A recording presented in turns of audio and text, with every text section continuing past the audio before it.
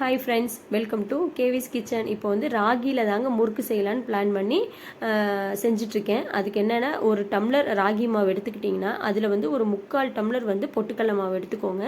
அப்புறம் அதில் வந்து ஒரு 1/4 டம்ளர் மாவு வந்து அரிசி மாவு எடுத்துக்கோங்க. இது மூணும் எடுத்துட்டு அப்புறம் கொஞ்சம் எள்ளு வீட்டில் இருந்ததுன்னா எள்ளு போட்டுக்கோங்க. என்கிட்ட எள்ளு இருந்துச்சுங்க, அதனால் கருப்பு எள்ளு வந்து ஒரு 2 ஸ்பூன் போட்டுட்டேன்.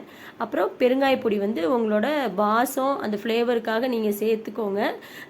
அதாவது நிறைய பேத்துக்கு வந்து பெருங்காய பொடி வந்து வாசம் பிடிக்கும், ஒரு சில பேத்துக்கு பிடிக்காது. அதுக்கு தகுந்த மாதிரி நீங்கள் பெருங்காய பொடி சேர்த்துக்கோங்க. அப்புறம் ஒரு 5-6 பல்லு பூண்டு எடுத்து மிக்சியில் போட்டு கொஞ்சம் தண்ணி ஊற்றி நல்லா அரைச்சிக்கோங்க. அந்த தண்ணி வந்து அந்த மாவில் வந்து ஊற்றிக்கோங்க. அப்புறம் பட்டர் வந்து ஒரு 2-3 ஸ்பூன் இருக்கிற மாதிரி நான் எடுத்து மெல்ட் பண்ணி வச்சுட்டேங்க. அப்புறம் உப்பு, காரப்பொடி, இது ரெண்டும் வந்து உங்கள் தேவைக்கு அளவான, நான் வந்து அளவான காரப்பொடி தாங்க போட்டேன். எனக்கு குழந்தைங்க சாப்பிட்ணும் அப்படிங்கிறதுனால நான் வந்து அளவான காரப்பொடி தாங்க போட்டேன். இதெல்லாம் போட்டு நல்லா ஒரு சப்பாத்தி மாவு பதத்துக்கு பிசைஞ்சுக்கோங்க. இதை நல்லா கொஞ்சம் கைவிடாமல் பிசைச்சுக்கிட்டிங்கன்னா கொஞ்சம் அந்த பட்டரு ஊற்றிக்கோங்க. பத்தலினா கொஞ்சம் சூடு பண்ணுற எண்ணெய், நம்ம முறுக்கு போடுவோம் இல்லைங்களா, அந்த எண்ணெயை கூட ஊற்றிக்கோங்க.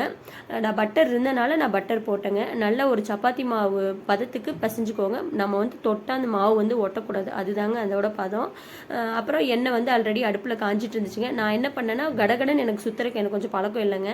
அதனால் ஒரு டவல் விரித்து வச்சுட்டு அதில் வந்து சுற்றி சுற்றி சின்ன சின்ன முறுக்காதாங்க போட்டேன். ஏன்னா பாப்பாங்க குட்டி குட்டியாக சரி சாப்பிட்டோம் அப்படின்னு சொல்லிட்டு சின்ன சின்ன முறுக்காதாங்க போட்டேன்.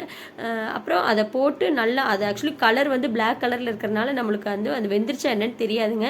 அதனால் அந்த அந்த பொறி பொறியாக அது அடங்குனது உடனே அந்த நுரையாக இருக்குது பார்த்தீங்களா எண்ணெயில், அது வந்து கம்ப்ளீட் ஆன உடனே, இந்த மாதிரி ஆன உடனே நீங்கள் எடுத்துருங்க. முறுக்கு வந்து ரெடி ஆயிரும். எனக்கு அது தெரியாமல் ஒரு டைம் வந்து முறுக்கு வந்து கொஞ்சம் கருப்பாக விட்டுட்டேங்க.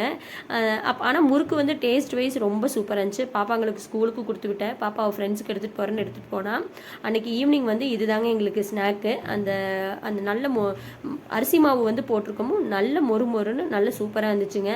சீரியஸாகவே சொல்கிறேன், நான் வீடியோக்காகலாம் சொல்லலை, சீரியஸாக முறுக்கு வந்து ரொம்ப நல்லா இருந்தது. அதோட கட்டன் சாயா போட்டு அன்றைக்கி ஈவினிங் ஸ்நாக்ஸை வந்து நாங்கள் முடிச்சிட்டோங்க.